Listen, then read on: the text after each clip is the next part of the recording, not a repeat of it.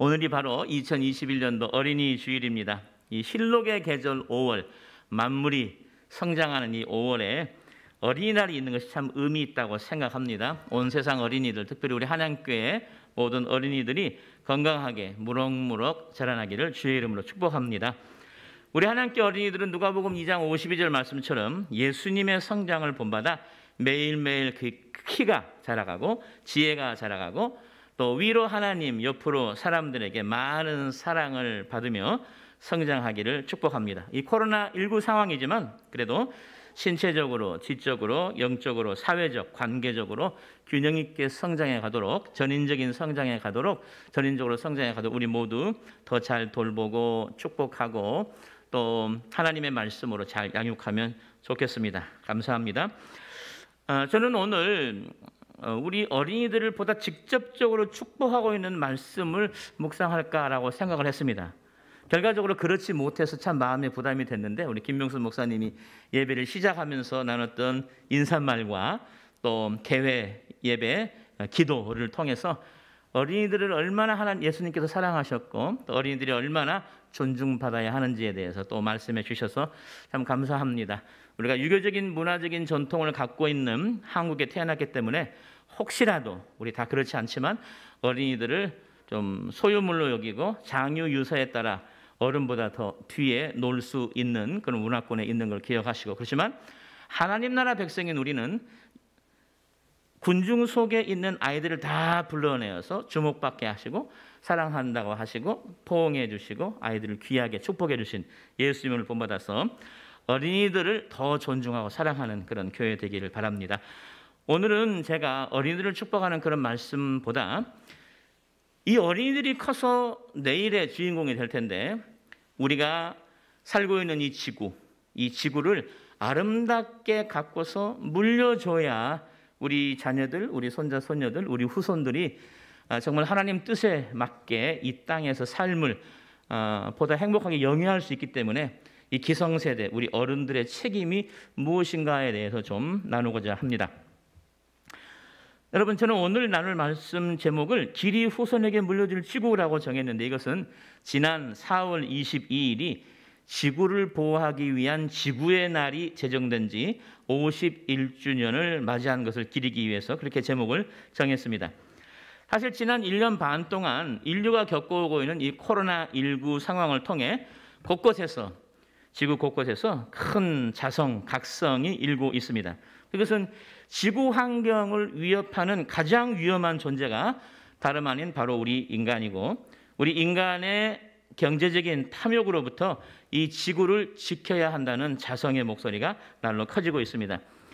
코로나19는 지구 환경 파괴를 일삼는 우리 인류에 대한 이 지구의 자기 방어적인 반격이 아닌가라는 생각이 들게 할 만큼 하나하나 생각해 보면 코로나19는 인류 스스로가 자초한 재앙이 아닌가 이런 반성을 하게 됩니다.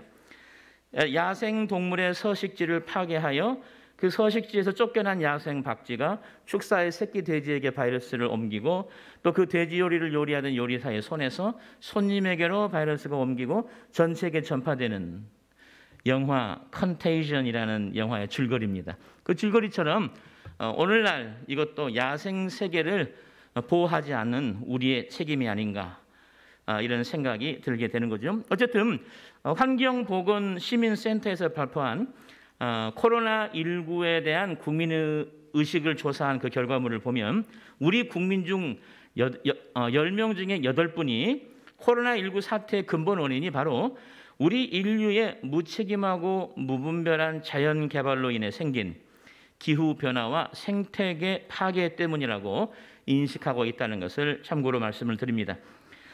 여러분, 만일 우리 기성세대가, 우리 어른들이 우리의 편리함과 경제적인 이익만을 위해서 지금처럼 무분별하게 자연을 개발해 나가서 환경을 파괴하며 살아간다면 아마 우리 자녀들, 우리 손자, 손녀들, 우리 후손들의 미래는 아주 어두워질 것입니다. 아니, 그 미래 자체가 없어질 수도 있다는 것입니다. 따라서 우리는 우리 후손들의 미래를 생각하면서 이제라도 지구 환경 문제에 관심을 가지고 보다 아름다운 지구를 보존해서 후손에게 물려주는 그럼 보다 절제하고 또 책임감 있는 삶을 살아야 할 것입니다. 오늘 본문 말씀 창세기 1장 24절 이하의 말씀은 하나님께서 지구 위에 온갖 생물을 창조하신 후에 맨 마지막으로 하나님의 형상을 따라 우리 사람, 우리 인류를 창조하시고 그들에게 부탁하신, 아니 사실은 명령하신 말씀입니다. 신학적으로 이 본문 말씀은 특별히 하나님이 인류에게 주신 문화명령, cultural mandate라고 불립니다. 이 문화명령 안에는 하나님께서 온 우주의 질서를 만드시고 특별히 이 지구상의 온갖 동식물들을 창조하시고 생태계를 만드신 후에 우리 인간을 하나님의 대리자로 세우시고 우리에게 이 지구상의 생태계와 환경을 하나님의 뜻을 따라 잘 관리해 나가기를 원하신다는 사실이 기록되어 있습니다. 본문 말씀은 하나님의 창조의 다섯째 날에 대한 말씀입니다. 하나님께서는 그 다섯째 날 창조에 이어지고 있는데 하나님께서는 이미 지난 나흘 동안 창조를 통해서 우주를 만드시고 물질 세계를 만드시고 그리고 지구와 그 안에 육지, 바다, 대기 등의 환경 생태계를 다 조성하시고 그 안에 많은 식물과 큰 생명체들을 만드셨습니다. 그리고 나서 오늘 본문 24절 이 땅에다가 생물을 만들 때 가축, 기는 것, 땅의 짐승들을 종류대로 내라고 말씀합니다. 특별히 가축과 짐승을 분리시켜 놨습니다. 짐승이라 함은 사람이 길들일 수 없고 야생 세계에서 살아야 할 동물들을 말하고 가축은 사람이 가까이 두면서 함께 사육할 수 있는 그런 걸 말합니다. 그러므로 우리는 야생 세계를 보존해야 할 책임이 있다는 거죠.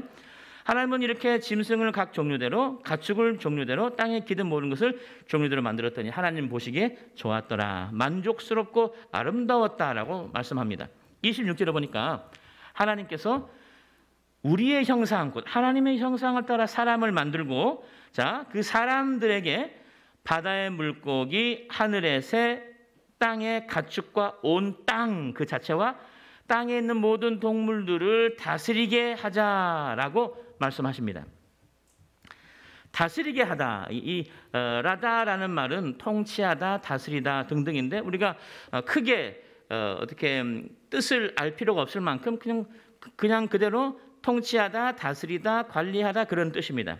이 26절 말씀은 하나님께서 사람에게 그 생태계와 그 환경인 땅과 거기에 대한 또 그 안에 살고 있는 모든 생명체에 대한 통치권, 관리권을 위임하셨다는 것입니다. 그러므로 우리 사람이 갖고 있는 땅과 그 생물에 대한 다스림, 통치는 하나님으로부터 위임받은 권한이기 때문에 우리 마음대로 사용하고 우리 마음대로 조정하고 우리 마음대로 할 수 있는 그것이 아니라는 것입니다.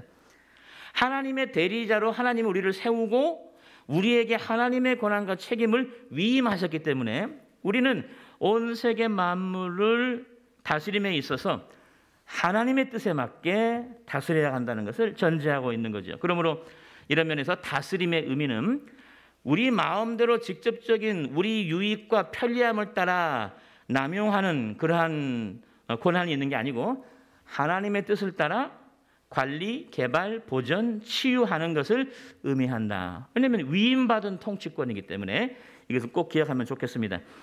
드디어 27절에 하나님은 그렇게 계획 세우시고 그걸 실행에 옮기십니다. 하나님의 형상대로 사람을 만드시고 남자와 여자를 만드시고 우리에게 해주신 일이 있죠. 첫 번째, 복을 주십니다. 두 번째, 생육하게 하십니다. 열매 맺다는 뜻인데 이건 자녀를 낳는다는 걸 말하겠죠. 번성하라고 말씀합니다. 그 수가 점점 많아지는 건데 어느 정도 많아지느냐? 땅에 충만할 때까지 많아지라고 말씀하시죠. 땅에 꽉 찰 만큼. 여기서 말하는 복주다, 생육하다, 번성하다 우리 이해하는 거에 큰 어려움이 없습니다. 그런데 문제는 마지막 단어입니다. 정복하다라는 말이죠.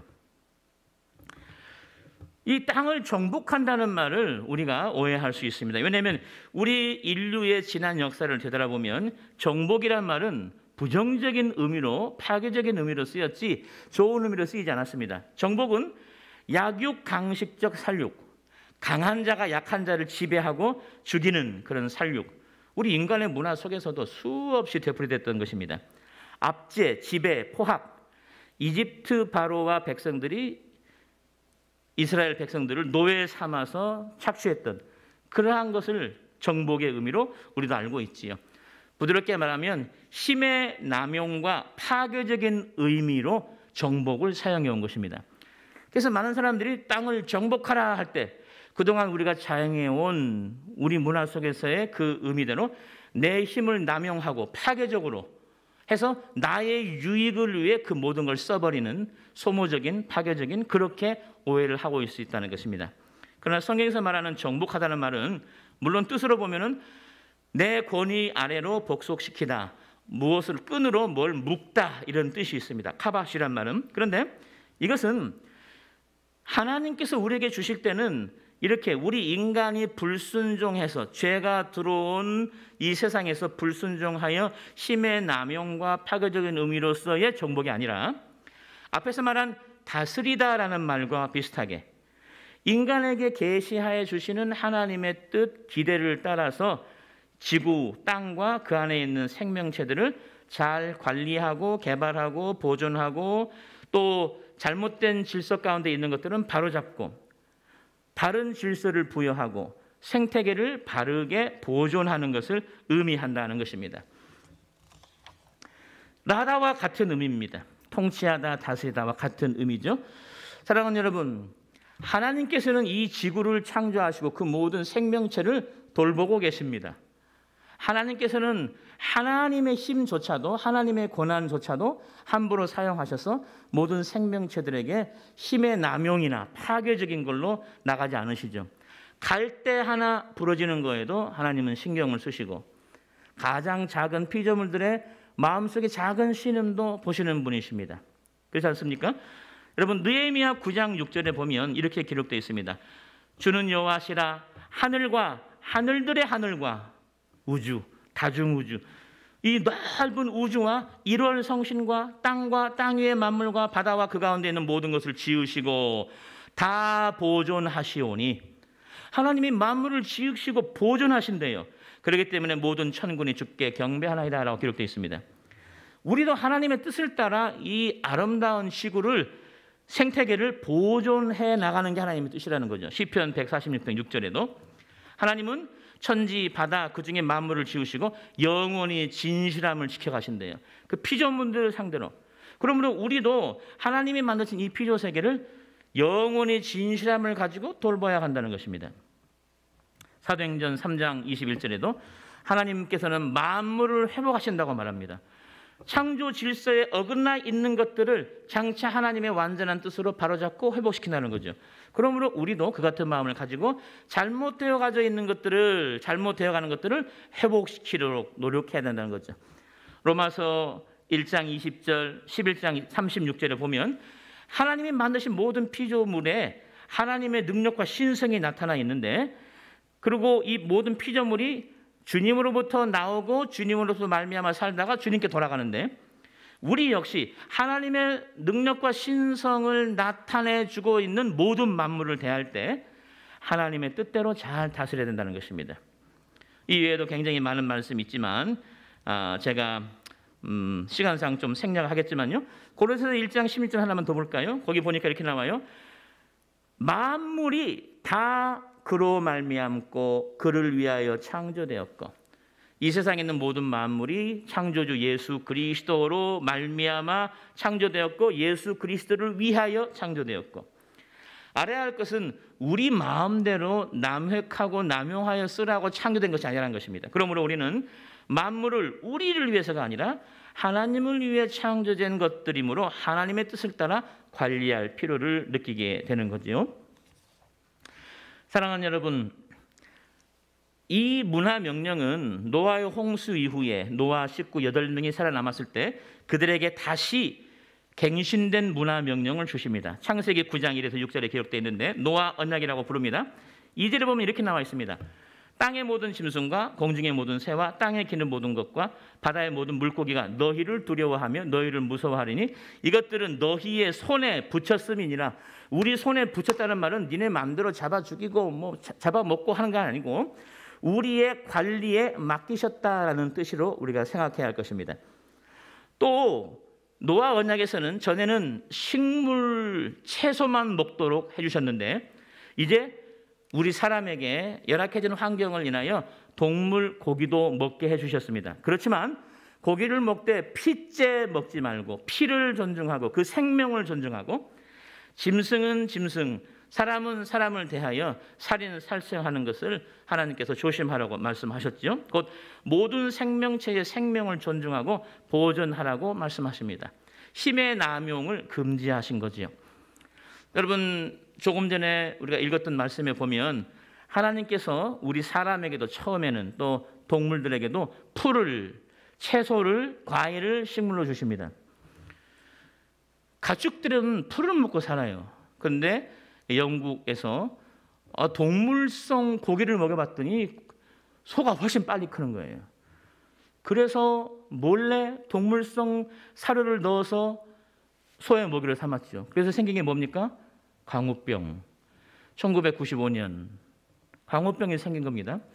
저는 헌혈을 10번이나 했습니다. 그런데 헌혈을 더 이상 못해요. 1995년에 영국에 산 사람은 광우병 걸린 소고기를 먹을 수 있기 때문에 혹시 뇌에 구멍이 빵빵빵빵 뚫리는 광우병이 사람에게도 옮겨질까 봐서 이제 더 이상 받지 않습니다. 여러분, 이런 것들이 바로 사람들이 하나님의 뜻대로 자연을 돌보고 관리하는 것에 실패하고 경제적 욕심, 소를 빨리 키워 돈 벌 마음으로 동물성 사료를 풀을 먹는 동물에게 먹여서 생기는 것들입니다. 사랑하는 여러분, 오늘날 이 지구상에는 비정상적인 천재지변, 자연재해, 비정상적인 생태계 변환, 그 결과 생명이 희생되는 재앙들이 많이 생겨나고 있습니다. 이런 현대적인 재앙들은 바로 하나님께서 창조하신 피조 세계와 생태계 동식물들을 하나님의 온전하신 뜻을 따라 관리하지 못하고 우리 인간의 경제적인 탐욕을 인하여 마구 남획하고 남용한 결과 생겨난 현상들인 걸 우리가 중시해야 됩니다. 여러분, 오늘날 어떤 현상들이 나타나고 있습니까?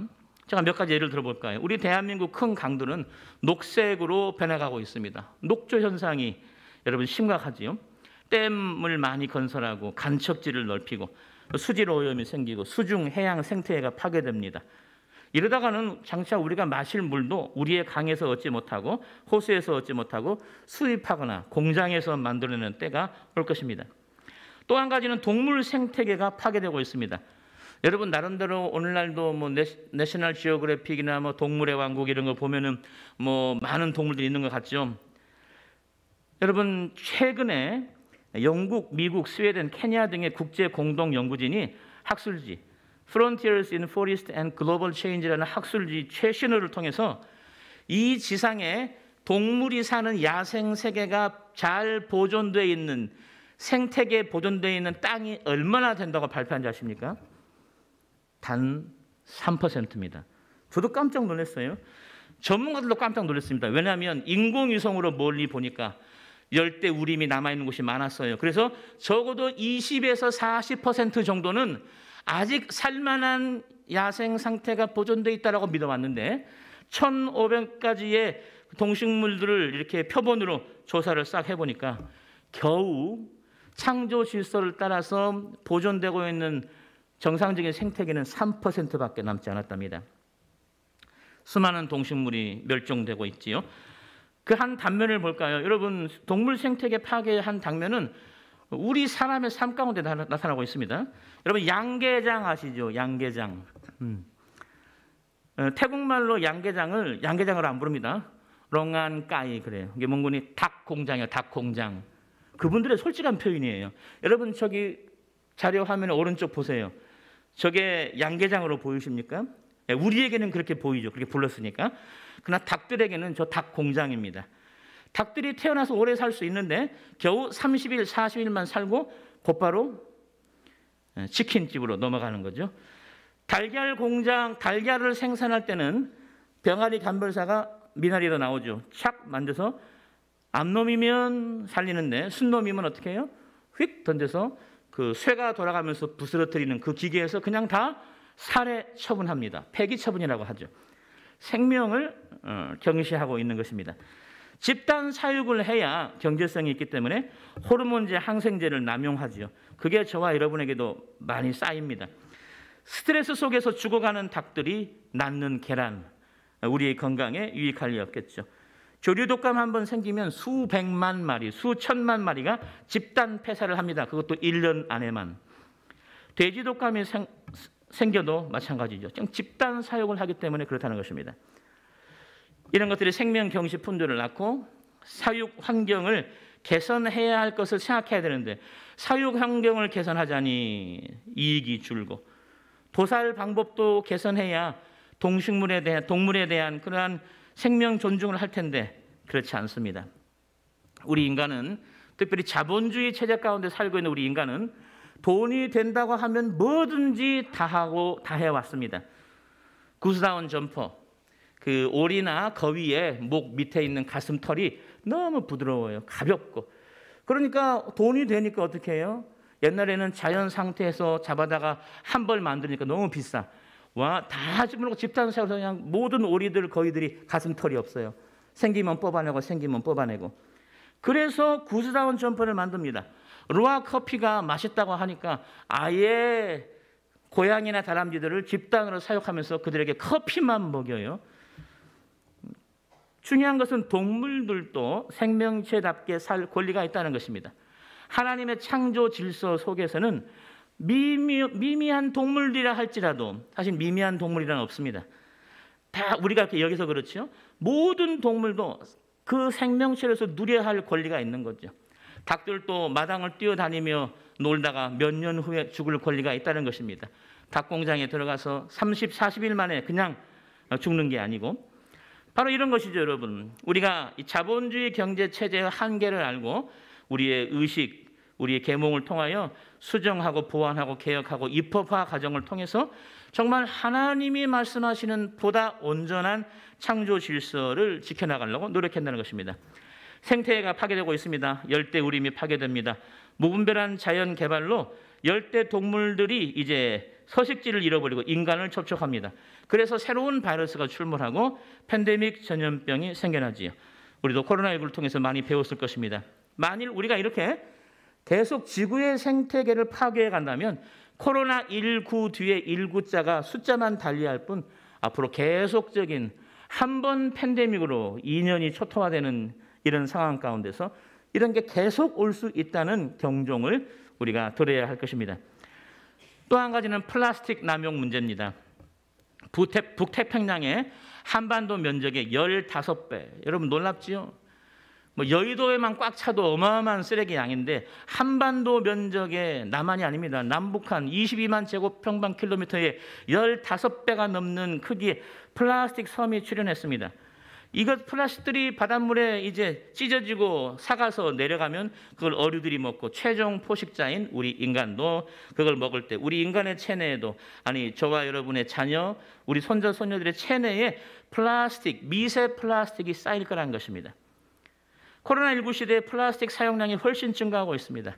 집에서 있기 때문에 일회용 플라스틱 용기들을 어마어마하게 쓰고 있죠. 이러면 절제와 또 금지가 필요할 것입니다. 땅의 오염, 대기의 오염, 황사, 미세먼지, 스모그 이미 그 한계치에 도달해 있는 걸 우리가 알고 있습니다. 우리는 코로나19가 아니더라도 대한민국은 마스크를 자주 쓰는 나라가 되었습니다. 바로 대기의 오염 때문이죠. 또 한 가지는 석유 등 화석 연료를 남용 너무 많이 쓰므로 말미암아 그 연기가 지구를 온실 효과를 내어서 지구 기온이 상승하고 북극 남극 빙하가 높습니다. 녹아버립니다. 그래서 물의 양이 현저히 증가하죠. 그래서 요즘에는 태풍, 폭우, 폭설이 옛날보다 위력이 커졌어요. 왜요? 물이 더 많아졌기 때문에. 자연재해가 증가합니다. 더 이상 우리 지구를 지구로 부를 수 없고 수구로 부르어야 한다고 우리 대한민국 포스터에 등장한 것을 보여줍니다. 마지막으로 원자력, 핵의 잘못된 오용입니다. 핵무기도 만들죠. 불완전한 인위적 발상, 핵 분열을 통한 에너지를 얻는 것 이것을 불완전한 인간의 발상이거든요. 이걸 하나 만들어 놓으면 그 처리를 어떻게 해야 되는가? 그건 나중에 천천히 생각해. 일단 지어. 라고 시작한 거죠. 무책임한 우리 인간 발상의 실현, 방사능 오염, 오염류 방수 이런 것들을 낳습니다. 일본의 후쿠시마 원전이 지진으로 깨어져서 이제 일본은 2년 후로 예정된 방사능 오염수 해양 방출이 이제 세계의 문제가 되고 있습니다. 로비를 통해서 그게 별 문제가 안 된다고 말하고 있지만 우리 인류는 한 번도 방사능으로 오염된 물을 방류할 경우에 그게 우리 인체에 어떤 영향을 미칠지는 한 번도 겪어본 적이 없습니다. 그래서 많은 사람들이 일본이 세계의 우물인 태평양에 독을 탔다 이렇게 말을 하고 있는 거죠. 방사능 오염수의 방출이 어떤 결과를 미칠지 미지수라는 것입니다. 후쿠시마 원전 남의 일이 아닙니다. 우리도 동일한 방식의 그런 원전을 여러 개 가지고 있는 것을 기억해야 할 것입니다. 사랑하는 여러분, 지금까지 말씀드린 것은 이 21세기 우리가 직면하고 있는 가장 큰 문제 중에 하나가 바로 생태계 파괴라는 것이죠. 우리 신학자들도 생태신학이라는 새로운 신학 장르를 열어서 성경에서 말하는 환경보호, 자연보호, 생명보호의 원리 원칙이 무엇인지를 새롭게 연구하고 또 제시하고 있는 것입니다. 마지막으로 그렇다면 이런 문제 많은 지구에서 우리가 어떻게 할 것이냐? 하나님 나라 백성으로서 우리가 뭘 어떻게 할 것이냐? 저도 이런 면에 전문가가 아니기 때문에 그린피스에서 제안하고 있는 몇 가지들을 좀 소개할까 합니다. 첫 번째는 저와 여러분이 일반 국민이지만 과학자가 아니지만 글로벌 워밍, 지구의 온도 상승을 막기 위한 계몽에 앞장서야 된다는 것입니다. 교회도 앞장서야 된다는 것입니다. 2015년 12월에 파리에 모여서 세계 각국 정상들이 파리 기후변화 협약회의를 열었습니다. 앞으로 지구 온도가 1.5도만 상승하면 어마어마한 자연재해가 생기기 때문에 1.5도 이하로 억제하기 위해서 이제 화석 연료의 사용을 중지하고 종말을 고하고 새로운 에너지를 찾자. 이런 파리 협정을 채택하였습니다. 그래서 이산화탄소 배출량을 현저히 줄이고 그 배출에 대해서 벌금을 물기로 했는데 미국도 빠졌죠. 나중에는 이렇게 자국의 유익을 위해서 정치 지도자들이 이렇게 동의를 했어도 그걸 지키지 않고 있습니다. 그들이 다 동의한다 할지라도 우리 국민들이 세계의 시민들이 관심을 가지고 실천하지 않는 한 이 글로벌 워밍은 계속될 수밖에 없는 거지요. 사랑하는 여러분, 지금 여기서 우리가 화석연료 사용을 제한하고 감소시키고 결국은 중단해야 지구가 더 이상 온난화를 겪지 않을 거라는 것입니다. 사랑하는 여러분, 우리에게는 어떻게 다가옵니까? 우리가 차를 살 때도 전에는 휘발유차, 경유차 맘 놓고 썼지만 이제는 우리 교회 밖에 예수님을 잘 모르는 사람들조차도 전기차를 쓰자, 수소차를 쓰자, 적어도 하이브리드를 쓰자라고 환경을 걱정하고 있다는 것입니다. 그렇다면 하나님 나라 백성, 우리가 하나님의 대리자로서 지구를 돌봐야 할 책임이 있다는 사실을 알고 있는 우리는 더더욱 이런 계몽 활동에 앞장을 서야 한다는 것입니다. 두 번째는 자원 소비를 줄이기로 결심해야 됩니다. 지구의 자원은 유한합니다. 많은 기업들이 우선 당장 돈을 벌 목적으로 무한 채굴에 쓰고 있지만 여러분, 어떤 과학자가 이렇게 말합니다. 작년 기준으로 우리 사람들이 사용한 자연 자원의 양을 보면 이 자연 자원을 충당하기 위해서는 지금 우리가 쓰고 있는 만큼 지구가 한 개가 아니라 1.75개가 필요하대요. 지구 2개 정도가 있어야 쓸 양을 우리가 지금 다 쓰고 있는 겁니다. 남용 많이 쓰고 있는 거죠. 필요보다. 미래 우리 후손들이 쓸 걸 우리가 빚내서 다 써버리는 것입니다. 이런 면에서 우리가 경각심을 가져야 할 것입니다. 어떻게 할 수 있을까요? 비닐봉지 대신에 장바구니를 쓰고 일회용 컵 대신에 텀블러. 여러분 한때 유행했지만 지금은 유행이 아니라 정말 이렇게 써야 돼요. 이제 하루 쓰고 버리고 한 번 쓰고 버리는 것이 아니라 적어도 1년, 2년, 3년을 쓸 수 있는 텀블러를 가지고 다니는 것. 서구는 어떤 나라는 쓰레기 제로 운동. 나의 삶 속에서 우리 가정에서 쓰레기 배출을 최소화시키겠다. 아니 없어지게 하겠다라는 운동을 하고 있다는 것입니다. 어떤 분들은 종이 영수증을 받으면 그것도 버리면 또 다 쓰레기잖아요. 그래서 모바일 영수증을 받습니다. 이메일 청구서를 받습니다. 그냥 우리 아무 신경 안 쓰죠. 은행에서 보내오고 뭐 보내오는 게 우체국에 쌓이고 열어보지도 않고 우리는 쓰레기통에 집어넣습니다. 이런 불필요한 것을 우리가 허용하고 있는 거죠. 불편하지만 연락해서 저한테 모바일로 보내주세요. 저한테 이메일로 보내주세요. 실제 쓰레기가 남지 않는 그런 운동을 할 필요가 있는 거죠. 우리가 절제에 쓴다 하더라도 쓰레기가 없을 수는 없을 것입니다. 그렇지만 그런 경우에도 분리수거를 확실히 해야 재활용을 할 수 있을 것입니다. 이런 게 귀찮습니다. 우리 일상생활에서 이런 걸 지켜나가는 게 참 귀찮지요. 플라스틱 스트로 대신에 요즘은 스테인레스로 된 영원히 쓸 수 있는, 한평생 쓸 수 있는 스트로가 나왔어요. 젊은 사람들은 그거 갖고 다닙니다. 자기 스트로를. 어떤 사람은 플라스틱이 아니라 고무로 된 빨대를 갖고 다녀요. 적어도 1, 2년 쓸 수 있는 거예요. 속을 다 한 거예요. 저희 딸도 그렇게 하고 있는데 정말로 고무로 된, 두꺼운 고무로 된 걸 써서 그걸 계속 쓰는 겁니다. 이렇게 귀찮아 보여도 하나님의 뜻에 따라 만물을 다스리기 위한 노력, 하나님의 대지리자로서 자연 생태계를 보호하려는 노력이 우리에게 있어야 하나님 나라 백성으로서의 삶의 품위를 유지할 수 있고, 그걸 위한 노력, 절제, 수양의 과정으로 인식하고 이런 일을 심어야 된다는 것입니다. 또 한 가지는 우리가 먹는 각 음식물이 어떻게 어디서 재배되고 생산되는지 관심을 가져야 됩니다. 내가 먹는 달걀이, 내가 먹는 닭이 어떤 환경 가운데서 길러지는가, 거기에 따라서 또 가격도 차등으로 조정을 해야겠지요. 옛날에는 농업이라 불렀지만 오늘날에는 자본주의가 끼어들어서 이걸 산업화해서 대규모 산업형 농업이 됐습니다. 옛날에는 닭 하면 농가에서 몇 마리 기르는 거 시장에 나왔는데 지금은 도시에서 큰 공장에서 수백, 수천 마리를 출하시키고 있습니다. 산업이죠. 산업형 농업입니다. 이 산업형 농업은 가축 생산을, 이 지구상에서 가축 생산을 위해 배출되는 온실가스가, 전 놀랐어요. 모든 트럭, 자동차, 비행기에서 발생되는 온실가스만큼이나 많대요. 이런 산업형 농산물을 짓는 것에서 나오는 것이요. 놀랍지요.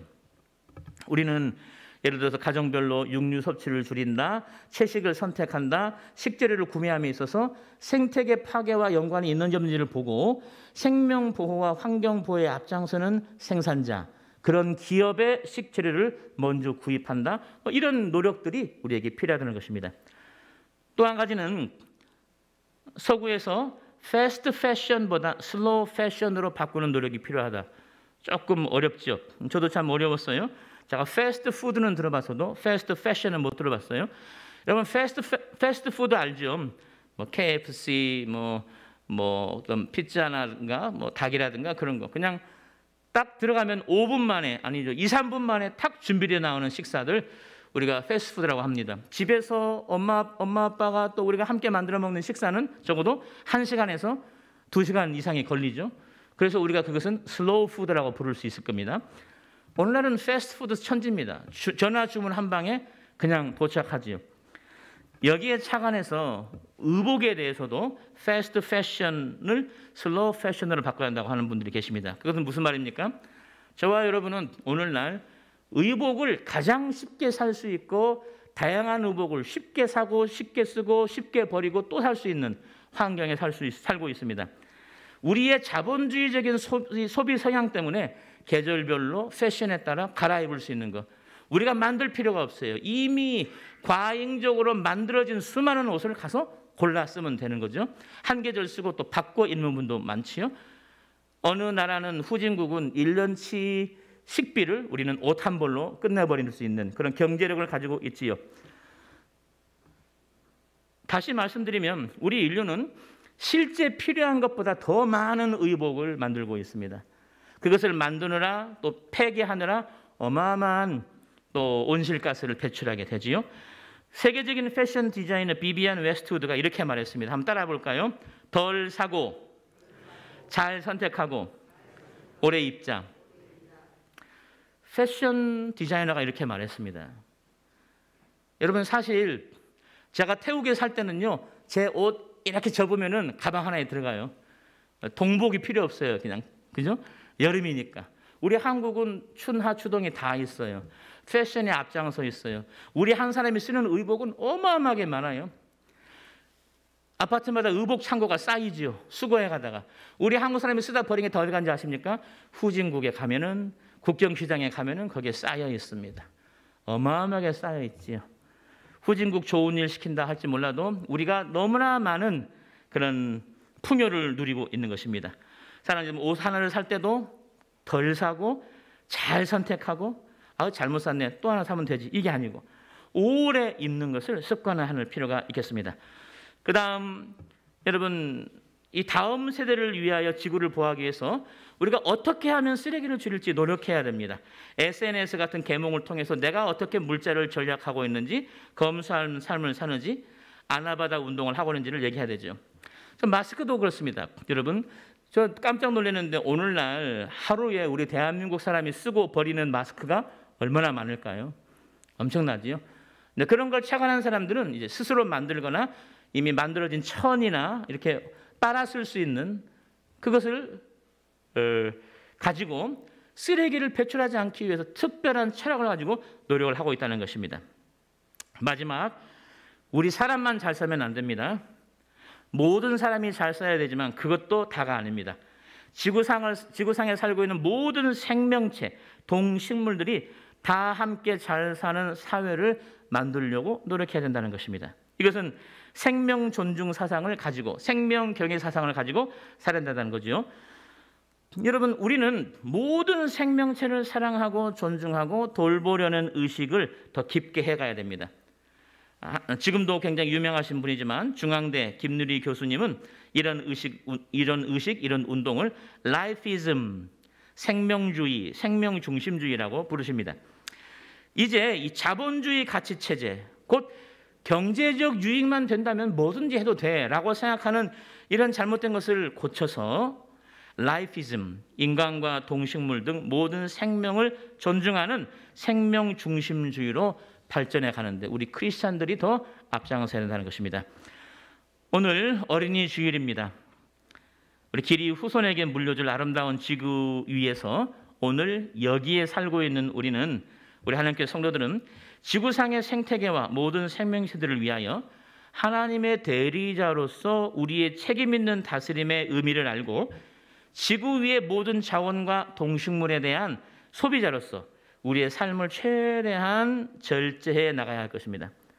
더 나아가서 관리자, 개발자, 보존자, 치료자로서 우리에게 위임된 다스림의 의미를 깨닫고 적극적으로 지구 환경과 지구 생태계, 모든 생명체의 보존과 회복을 위해 노력만 하면 안 됩니다. 실제로 참여하는 우리 하나님 나라 백성다운 삶을 살아가시는 저 여러분 되기를 간절히 바랍니다.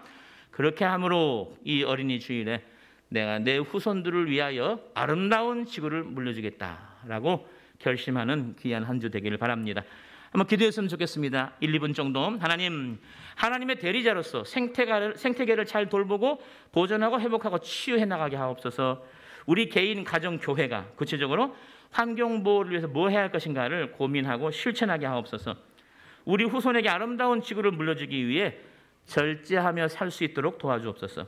우리의 주님께서 장차 만물을 회복시키는 그때를 고대하면서 우리가 그때를 사모하며 기도하고 또 우리 주위 사람들에게 이 하나님의 놀라운 기대를 나누고 전도함으로 하나님 나라 백성들이 많아져서 이 세상에 저와 여러분 같이 정말 생태계를 보존하고 아름답게 다스리는 사람들이 많아지도록 우리 그래서 한번 같이 기도하겠습니다. 함께 기도하시겠습니다.